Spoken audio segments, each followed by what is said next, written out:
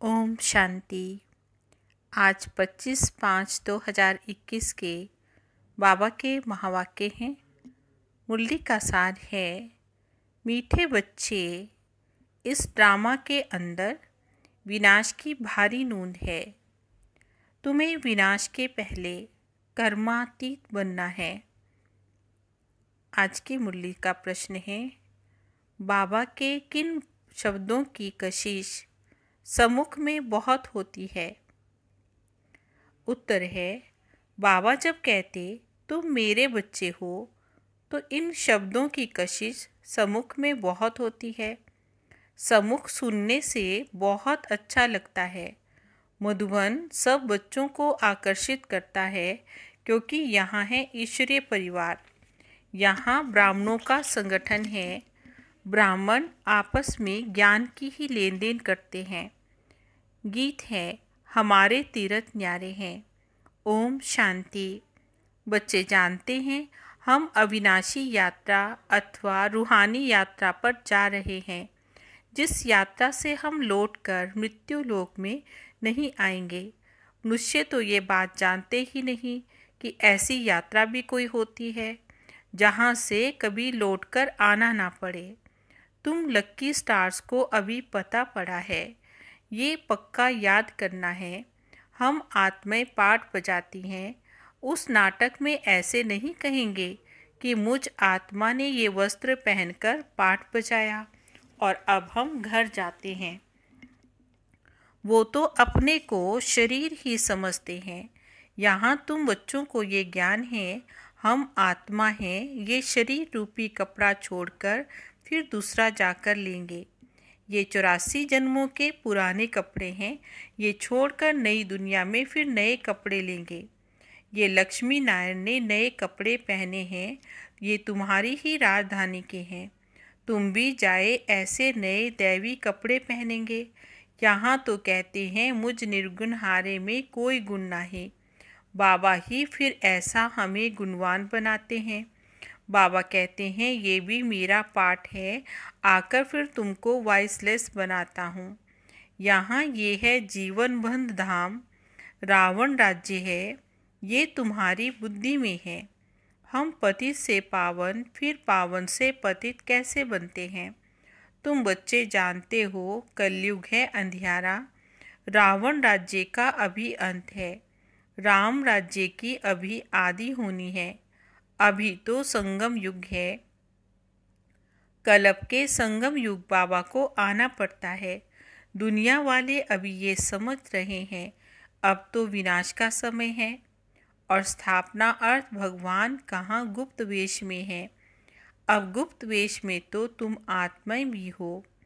आत्मा अलग है, शरीर अलग है। ये मनुष्य चोला गुप्त वेश में है। बाबा को भी इसमें आना है। तुम्हारे शरीर पर भी नाम पढ़ते हैं, उनको तो शरीर है नहीं। तुम भी आत्मा हो, वह भी आत्मा है। आत्मा का आत्मा के साथ अब मोह हुआ है। गाते भी हैं और संग तोड़ तुम संग जोड़ेंगे। जैसे आप मोहजीत हो वैसे हम भी बनेंगे। बाबा बहुत मोहजीत है। कितने ढेर बच्चे हैं जो काम चिता पर बैठकर जल गए हैं। परम पिता परमात्मा आते ही पुरानी दुनिया का विनाश करने, फिर मोह कैसे होगा? पतितों का जब विनाश हो तब तो शांति का राज्य हो ना। इस समय सुख तो कोई को है नहीं। सभी तमो प्रधान दुखी बन गए हैं। ये तो है ही पति दुनिया। शिव बाबा ही आकर स्वर्ग की स्थापना करते हैं, जिसका नाम शिवालय पड़ा है। शिव बाबा ने देवताओं की राजधानी स्थापन की है, वह है चैतन्य शिवालय। और वह शिवालय जिसमें शिव का चित्र है वो तो जड़ हो गया। अभी तुम बच्चे ये बातें समझते हो कि लक्ष्मी नारायण बरोबर स्वर्ग के मालिक थे, पूज्य थे ना। अब फिर पूज्य बन रहे हैं। तुमको अभी ज्ञान है। तुम लक्ष्मी नारायण के मंदिर में जाकर उनको माथा नहीं टेकेंगे। तुम तो उनकी राजधानी में चैतन्य में जाते हो। जानते हो हम देवता थे, अब तो नहीं है ना। जो पास्ट होकर के गए हैं उनके भी चित्र बनते हैं। लक्ष्मी नारायण के मंदिर बनाते हो, हम आपको इन्हों के 84 जन्म की कहानी सुनाते हैं। युक्ति से ये सौगात देनी चाहिए। बाबा सर्विस की युक्तियाँ तो बताते हैं। माताएं जाकर बोलें आप उनके मंदिर तो बनाते हो, परंतु उनकी जीवन कहानी को तो जानते ही नहीं। हम तो जानते हैं और समझा भी सकते हैं। समझाने वाली बड़ी रसीली चाहिए। बाबा भी बैठ समझाते हैं। बाबा कहते अगर छुट्टी नहीं मिलती तो घर बैठकर याद करो। ये तो जानते हो हम शिव बाबा की संतान हैं। मुरली तो मिल जाती है, ऐसे नहीं कि यहाँ आने से याद की यात्रा अच्छी होगी और घर में बैठेंगे तो याद की यात्रा कम हो जाएगी। बादल आते हैं रिफ्रेश होने के लिए, तुम भी आते हो रिफ्रेश होने के लिए। बाबा के पास सम्मुख जाए, आत्मा को तो ज्ञान है, सम्मुख सुनने से अच्छा लगता है। बात तो वही है। देखते भी हो शिव बाबा कैसे बैठकर बच्चों को समझाते हैं कि बच्चे तुम तो मेरे हो, तुमने 84 जन्मों का पाठ बजाया है। तुम जन्म मरण में आते हो, मैं नहीं आता हूँ। मैं पुण्य जन्म नहीं लेता हूँ, मैं अजन्मा भी नहीं हूँ। आता हूँ परंतु बूढ़े तन में प्रवेश करता हूँ। तुम आत्मा छोटे बच्चे के शरीर में प्रवेश करती हो। मैं परम धाम से आता हूँ नीचे पाठ बजाने के लिए। मैं विकारी के गर्भ में नहीं आता हूँ। मुझे कहते हैं त्वमेव माता पिता, मेरा कोई माँ बाप हो ना सके। मैं तो सिर्फ शरीर का आधार लेकर पाठ बजाता हूँ। तुम मुझे बुलाते हो दुख हरकर सुख देने के लिए। अभी सम्मुख आया हूँ, आत्माओं से बाबा बात कर रहे हैं। यहाँ तो सब ब्राह्मण ही हैं। तुम बाहर जाते हो तो हंस और बगुले हो जाते हो। यहाँ मधुबन में तुमको संग ही ब्राह्मणों का है। आपस में ज्ञान की चिटचैट ही करेंगे ना। हम अपनी राजधानी स्थापन कर रहे हैं। बाबा आया हुआ है। एक दो को ये युक्ति बतानी है कि बाबा को याद करते रहो और औरों को भी बताते रहो। भोजन भी जब करो तो एक दो को इशारा देते रहो कि बाबा को याद करो। ये बहुत बड़ा संगठन है। वहाँ तो विकारी साथ में रहते तो उनकी कशिश होती है। यहाँ तो किसी की कशिश नहीं होती। वॉरियर्स के साथ रहते हैं। तुम्हारा कुटुंब तो ये है, बुद्धि में भी ये रहता है।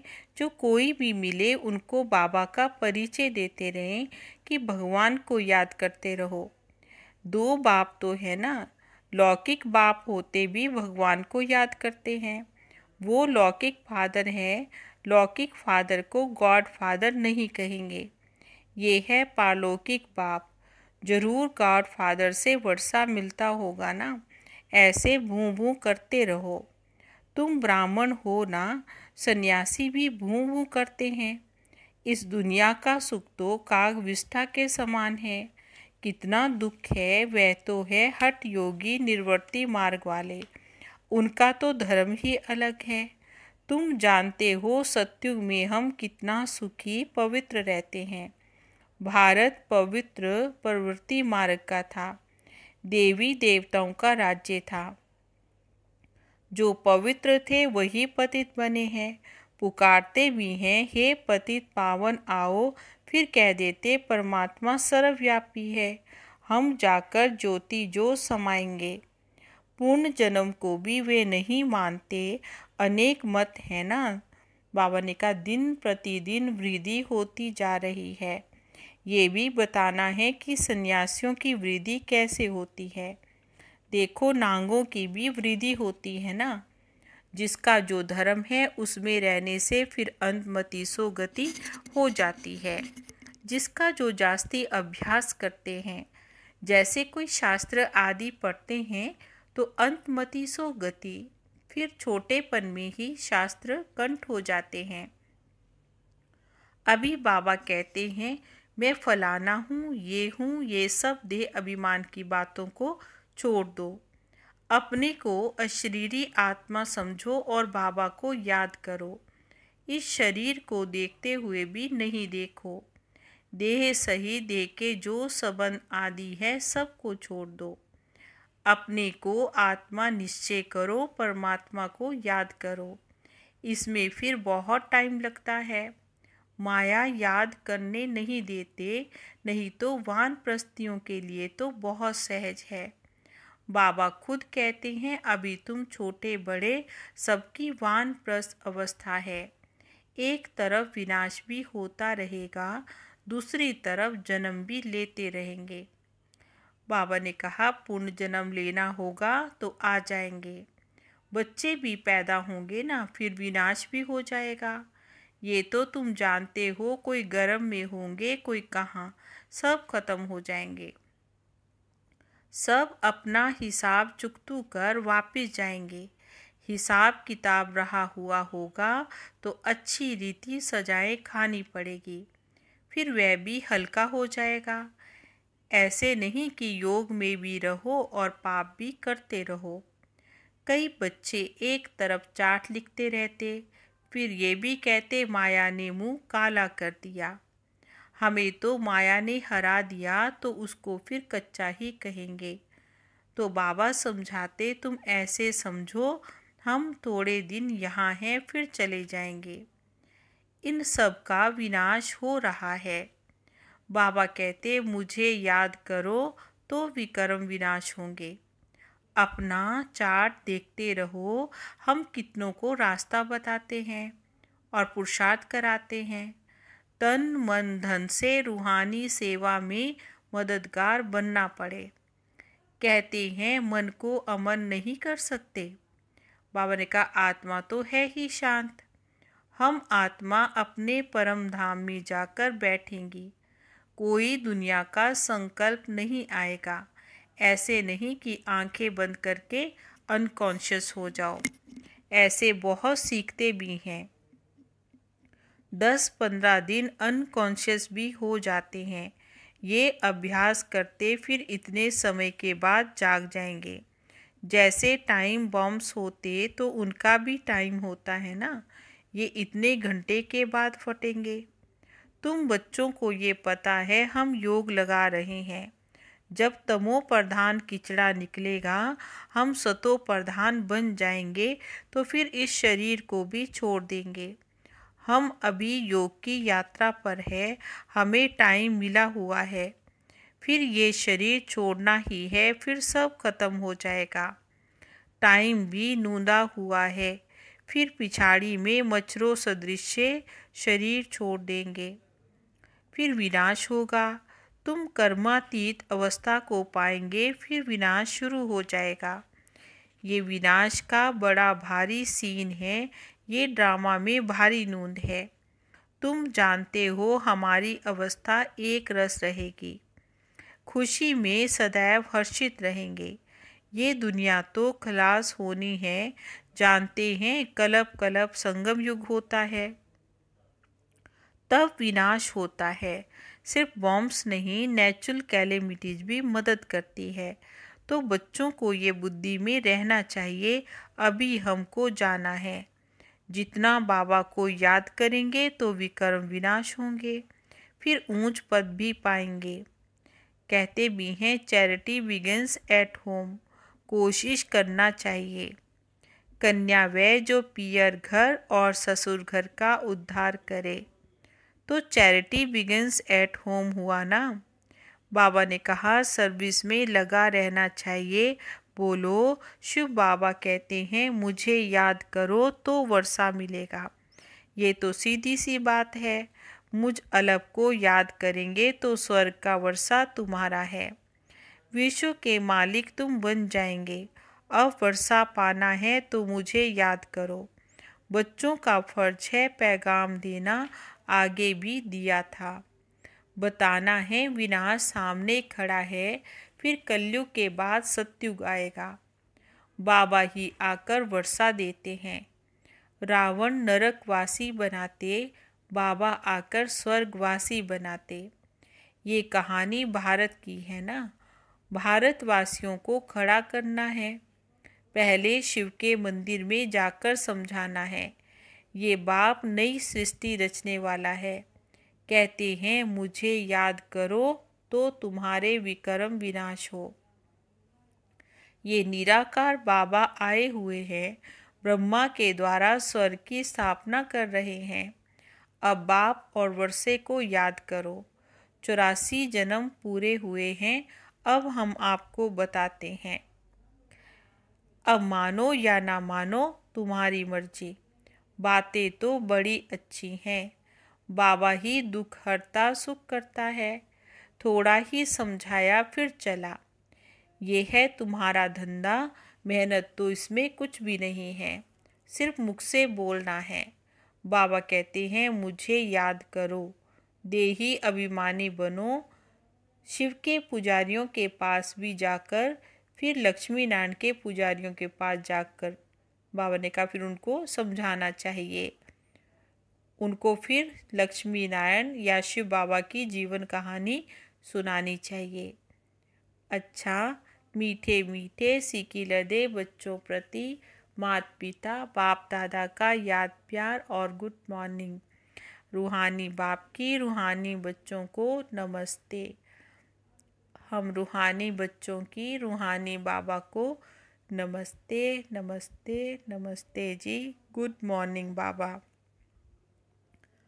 धारणा के लिए मुख्य पॉइंट्स हैं। पहली पॉइंट है तन मन धन से रूहानी सेवा में मददगार बनना है। सबको अलग का परिचय दे वर्षे का अधिकारी बनाना है।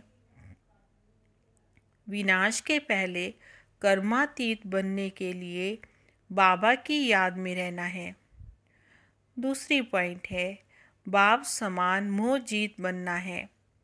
आत्मा से जो मोह हो गया है उसे निकाल एक बाप से लगन लगानी है।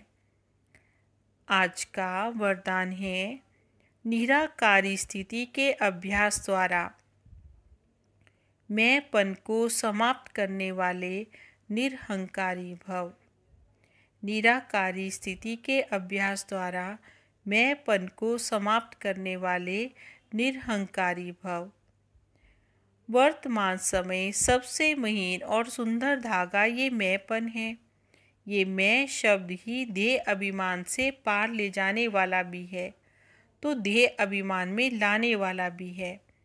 जब मैंपन उल्टे रूप में आता है तो बाबा का प्यारा बनने के बजाय कोई ना कोई आत्मा का नाम मान शान का प्यारा बना देता है।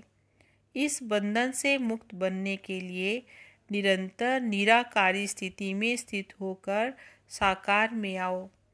इस अभ्यास को नेचुरल नेचर बना दो तो निरहंकारी बन जाएंगे। स्लोगन है किसी की बुरी व अच्छी बात सुनकर संकल्प में भी घृणा भाव आना ये भी परमत है।